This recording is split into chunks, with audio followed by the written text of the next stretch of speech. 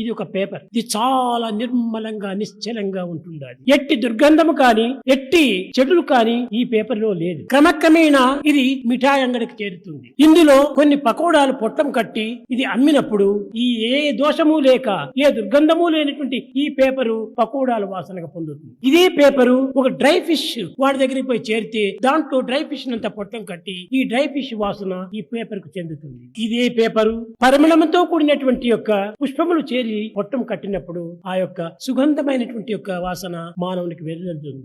కనుక ఈ మంచి వాసనకు చెడ్డ వాసనకు ఈ పేపరా కారణం కాదు. ఈ పేపరు ఎట్టి సంబంధాన్ని పురస్కరించుకొని చేసుకున్నదో దాని సంబంధమే ఈ పేపర్ కు చెందిపోతుండాలి. దీనిని పురస్కరించుకొని tell me your company, I shall tell you what you are అన్నారు. ఎట్టి వారి సంఘముతో మనం కూడుతుంటామో, ఎట్టి పదార్థముల యొక్క స్నేహంతో మనం చేరుతుంటామో దాని యొక్క ప్రభావము మానవుని యందు ప్రవేశిస్తుంది.